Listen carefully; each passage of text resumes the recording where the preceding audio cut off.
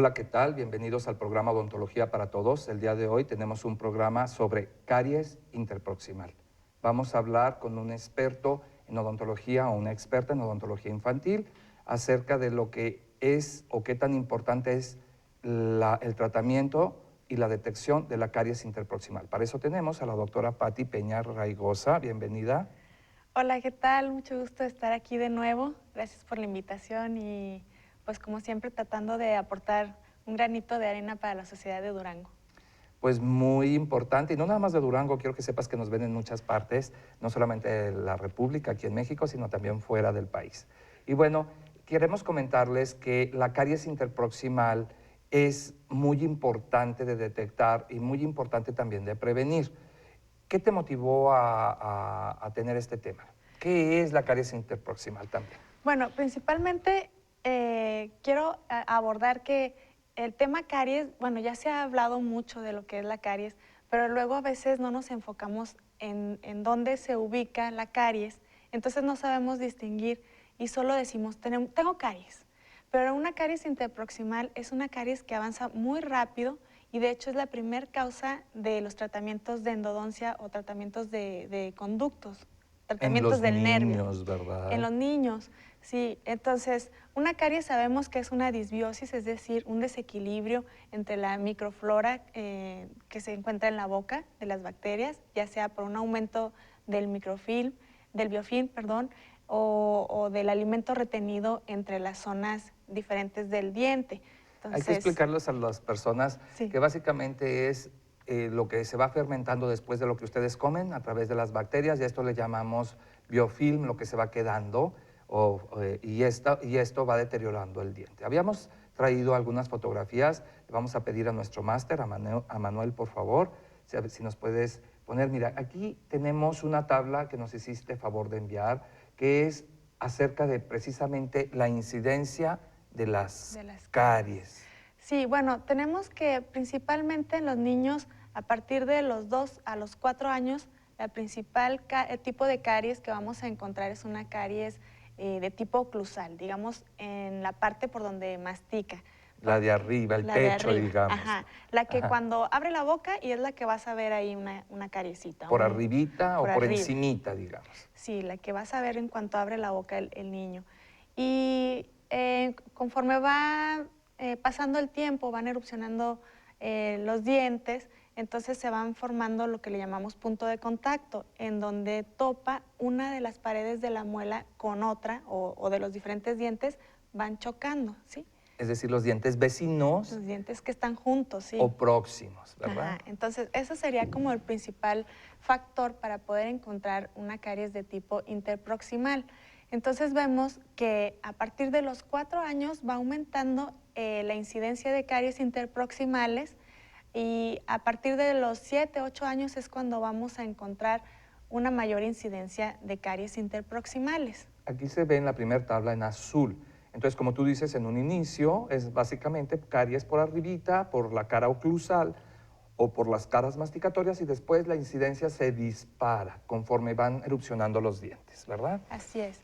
Ok. Entonces, de hecho, los primeros dientes que pueden verse afectados con caries interproximales podrían ser los dientes anteriores superiores, que eso podemos observarlo en un síndrome de biberón, que también ya hemos hablado en programas anteriores. Y la segunda incidencia de caries, digamos, es en la primer molar inferior. Sí. Porque vamos a ver en la siguiente imagen, de hecho, el espesor del esmalte en los dientes. Este es un diente permanente, pero vamos a ver la profundidad que tenemos de los tejidos que se encuentran cubriendo el nervio. Está el esmalte y después la dentina. En la parte, digamos, de arriba, lo que nosotros observamos del diente es un espesor de 4.5 milímetros. En los niños es un espesor de 2 a 2.5 milímetros que está sobre el nervio. Entonces, una lesión de caries es más rápida en los dientes primarios o en los dientes temporales. Ahora, Es decir, perdón que te interrumpa, sí, en cuanto a la profundidad, lo que estamos viendo es una imagen de un diente permanente. sí, Y a diferencia de un diente de leche temporal o deciduo, como ustedes lo quieran llamar, pues prácticamente que tiene esta protección mucho más delgadita, casi la mitad, ¿verdad? Casi la mitad. Y lo que vemos en la siguiente imagen ahí que dice ancho, entonces el espesor del esmalte de los tejidos que están cubriendo al nervio lo vamos a encontrar más delgado. Si se fijan aquí, que es el diente permanente, está de 2.5 milímetros y obviamente en un diente de leche va a ser más delgado y cada vez se va haciendo más delgado como filo de cuchillo a nivel del cuello del diente, o sea, donde vemos la encía. Es por eso que este tipo de caries es muy agresivo, porque es un esmalte que es muy delgado, es como si fuera, como una uñita, digamos, ¿sí? Está súper delgado. Además, la disposición de los prismas del esmalte también tiene cierta inclinación que ayuda a que si hay... Favorece a que, al avance de la Sí, al caries. avance de la caries llega rapidísimo al nervio. Por eso es que a veces dicen los papás, bueno, pero yo nunca le había visto esa caries, ¿por qué tiene un absceso? ¿Por qué ya tiene dolor? Porque es más rápido el estímulo al nervio.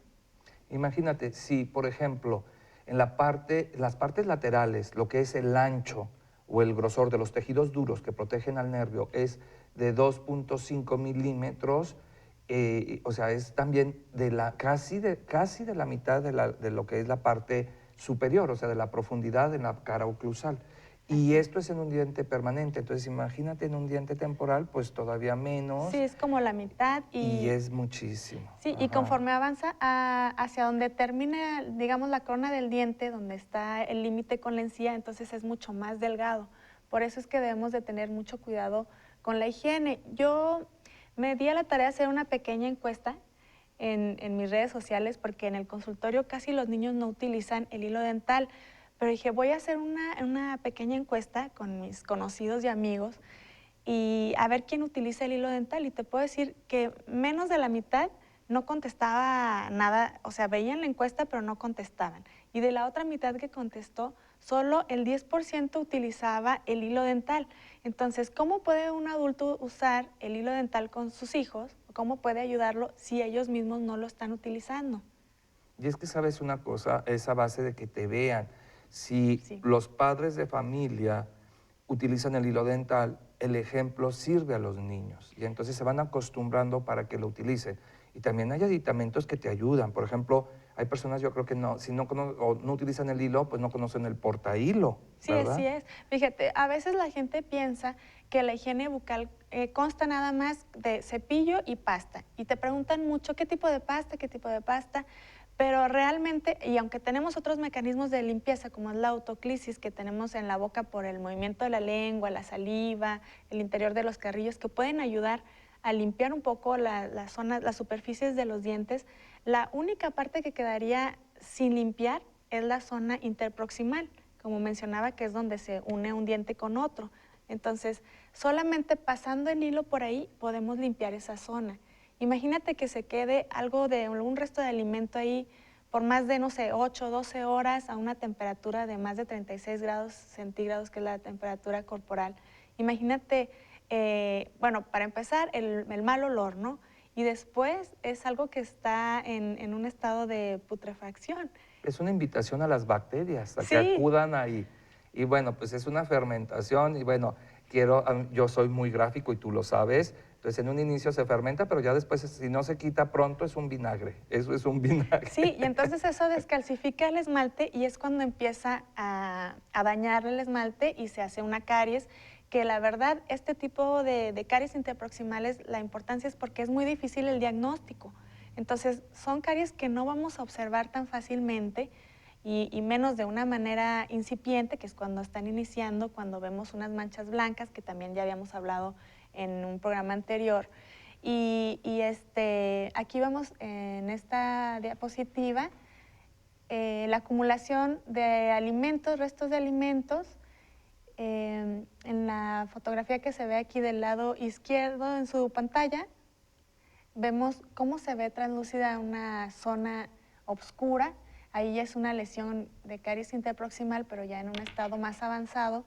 Y quizá del otro lado de la imagen, si retiramos el alimento, como está abierto el punto de contacto ahí, porque es bastante lo que se está reteniendo de alimento, solo hay inflamación de la encía. Entonces puede haber dolor y sangrado, y es una de las preguntas también muy frecuentes de las mamás. Es que tiene dolor al masticar y a veces uno piensa que va a encontrar una supercaries y resulta que no. lo que sucede es que tiene algo de alimento impactado y cada vez que vuelve a comer el niño, ese alimento se mete un poco más por debajo de la encía y causa bastante dolor y molestia.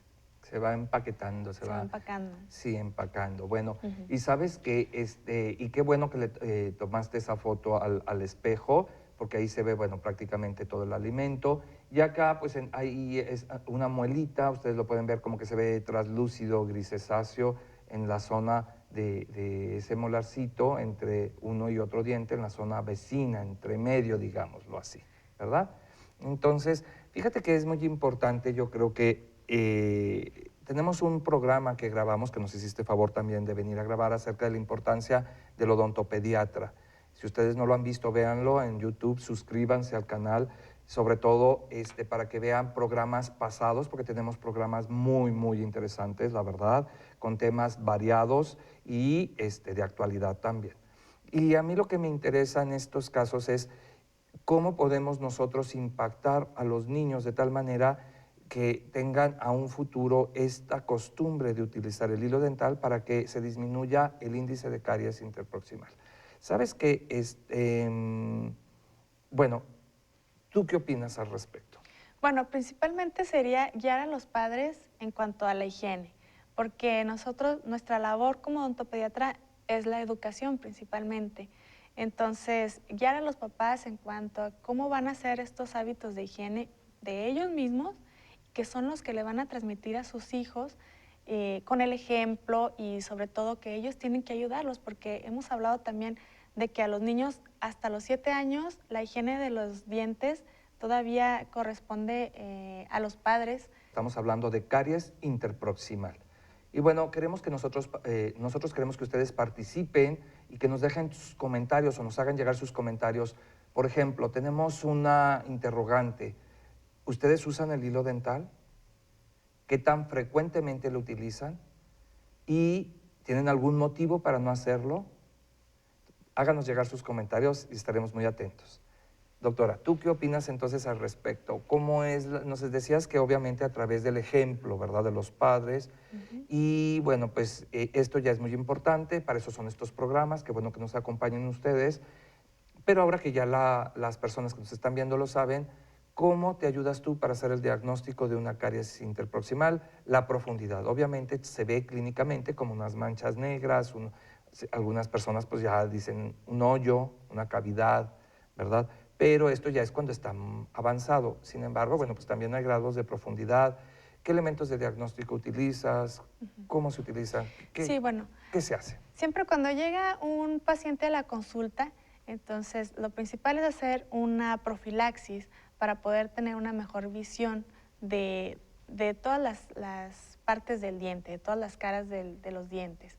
Entonces, cuando ya lo tenemos muy bien pulido, vamos a aislar con algodón y podemos secar un poquito y entonces podemos ver el color del diente. Si hay alguna zona que se llega a ver translúcido sobre el reborde marginal, es decir, en alguna de las superficies de la muelita, entonces podemos ver como una coloración grisácea o como azul o incluso ya más oscura. Aquí también un elemento importante para el diagnóstico serían las radiografías de aleta de mordida o unas radiografías periapicales, que cuando no alcanzamos a ver una descalcificación o una caries ya propiamente dicha en la cavidad oral, la vamos a observar en una radiografía. Aquí como se observa en la zona que está en el círculo, vemos unos puntos muy pequeñitos en la imagen de la parte de arriba y quizá esa caries no la podamos observar clínicamente, es decir, en la boca del niño, pero con una radiografía de aleta de mordida nos podemos ayudar para hacer un correcto diagnóstico. A veces este tipo de lesiones, cuando es muy incipiente, cuando está solo en una lesión, digamos, de descalcificación, podemos darle a los papás algunos tips para darle seguimiento en casa, para tratar de fortalecer esa zona con algún tipo de pasta o con algunas topicaciones de flúor que se pueden hacer en el consultorio. Se puede pulir incluso y darle algunas sesiones como de control. Cuando ya vemos una lesión cariosa como en la imagen de abajo, que está en un grado mayor de destrucción, entonces La restauración debe ser, pues a lo mejor ya un poquito más invasiva, que también hemos hablado ya de odontología mínima invasiva y tratamientos que son diferentes a la odontología convencional. Entonces, ¿qué tipo de materiales podemos utilizar aquí? Depende el grado de profundidad de la caries y cómo vamos a proteger ahí el nervio, qué tanto tejido vamos a quitar. Podemos colocar algún material que sea biocompatible, algún material tipo como ionómero de vidrio que tiene liberación de flúor y que ayuda a fortalecer esa parte del diente. Y cuando ya es una lesión cariosa que está mucho más extensa, pues vamos a tener que hacer algún tipo de tratamiento como tipo una corona de acero o una corona de circonia, en donde ya tenemos que pues desgastar más la muelita para poder colocar una restauración más invasiva. Que también ya hemos tenido programas acerca También. de coronas infantiles, coronas dentales infantiles. Entonces, la verdad es de que es muy importante hacer el diagnóstico, también es muy importante que acudan al odontopediatra, lleven a sus niños con el especialista infantil en boca, con el odontopediatra, para que también, si ustedes no pueden detectar estas caries, pues les hagan una revisión oportuna antes de que avancen, ¿verdad? Así es. Y bueno, lo principal sería enfocarnos mucho en la higiene, en los elementos que vamos a utilizar para poder limpiar correctamente la boca de nuestros hijos. Y como les mencionaba hace rato, no solamente es el cepillo y la pasta dental, sino también el hilo. Vamos a ver en la siguiente imagen quizá... A ver si nos ponen otra imagen. ¿Sabes que traías una imagen de cómo se restauran? Ah, aquí Un está, antes sí. y un después con el material. ¿Este qué es? ¿Ionómero de vidrio? ¿Qué material estás usando Sí, aquí? es ionómero de vidrio. Estamos haciendo, bueno, aquí están las dos piezas contiguas, están con lesiones de caries. No son lesiones tan profundas. Incluso si tenemos un control aquí de la encía que no esté inflamada y que no haya sangrado, podemos colocar un tipo de material que no sea tan invasivo como podría ser una resina o un ionómero de vidrio. Y la restauración finalmente queda como la del lado derecho, que es muy estética y nos permite pues, poder tener una correcta higiene. Ahí podemos pasar el hilo. Es una restauración que no necesitamos incluso ni siquiera poner anestesia, ni siquiera utilizar la pieza de mano, que es la del ruidito que a todos nos causa La turbina temor. que hace... Sí, bzzz. entonces son restauraciones bastante nobles, poco o nada invasivas y que tienen muy buenos resultados, además de que son estéticas, ¿verdad? Sí, y bueno, evidentemente, bueno, se va evaluando la Ujú. profundidad, el ancho, los síntomas que tiene el paciente para ver qué material se le debe de colocar, porque existen diversos materiales, incluso dependiendo de la edad, ¿verdad? Sí, así es. Bueno, y entonces, a ver qué más nos tiene el máster de fotos. Mira, esto es en cuanto a la Asociación Dental Mexicana, que dice la proporción de niños que tienen caries. Sí, es alarmante saber que más de 7 de cada 10 niños presentan caries en una edad escolar, digamos. Y bueno, como les mencionaba, es importante entonces que los niños se cepillen sus dientes mínimo 2 veces al día y que pasen el hilo dental. Sabemos entonces que los padres son los que tienen que ayudar a los niños con este hábito.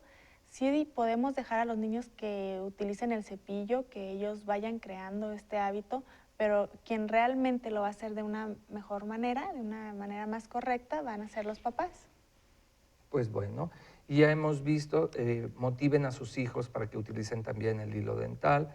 El cepillado es importante, a veces les decimos a los pacientes que son 3 veces al día, ya no les vamos a pedir que sean 3 veces al día, nos conformamos con que se cepillen 2, pero háganlo esas 2 veces, por favor, mínimo.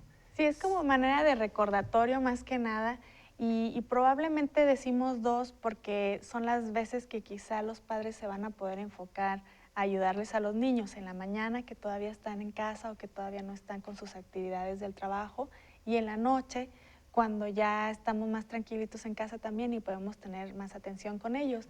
Y durante el día, pues a lo mejor el niño puede cepillarse sus dientes después de la comida, no sé, pero estas 2 veces tal vez es para referirnos a que sean las veces en que los papás se van a tomar el tiempo para ayudarles con la higiene a los niños. ¿Sabes qué sucede? Que ya en la noche, cuando llegas de trabajar, pues tienes todo el tiempo y además de que va a pasar mucho tiempo durante la noche, donde todas las bacterias que se quedan, pues ahí se van a fermentar. Y mira, ¿qué estamos viendo aquí, Pati? Aquí estamos viendo la utilización del hilo, que es el tipo de que compramos así como en rollito. Es la técnica, teníamos unos videitos, pero estaban muy pesados y no los pudimos poner aquí en la presentación, pero se ve claro en la imagen cómo es la técnica, se enreda en los dedos Se corta unos 30 centímetros, Sí, es un 20. pedacito que te quede cómodo para podértelo enredar y que quede firme. Yo a veces les digo, yo no me lo enredo, nada más lo tomo de manera que quede muy firme y poderlo deslizar de un lado hacia el otro. Aquí tenemos otro tipo de hilo. Este es con un portahilo y yo siempre les recomiendo que si no pueden o se les dificulta usar las manos, pues entonces cómprense un portahilo o ya venden a veces estos ya los venden y Sí. los pueden utilizar para que Y no es- haya pretextos, Sí, y vaya. es buenísimo porque así ya no batallas tanto en que cómo te acomodas y cómo se lo pasas. Es mucho más práctico, sobre todo con los niños que debes de hacerlo más rápido. Puedes comprar de colores así, mira, este se ve como con brillitos, puedes comprar los que a ellos les llamen la atención, hay de personajes así de las caricaturas, algo que les llame a ellos la atención y que te permitan también ayudarles a pasar el hilo, que es tan importante. Motivarlos y que hasta ellos escojan, vayan a la tienda y ellos escojan, mamá, yo quiero estos rosa o yo quiero Sí. estos azul con la imagen de su superhéroe favorito, ¿verdad? Sí. Y esa es una motivación muy importante. Desgraciadamente se ha acabado el programa y bueno, los esperamos en una emisión más de Odontología para Todos. Hasta la próxima. Gracias, Pati. Gracias.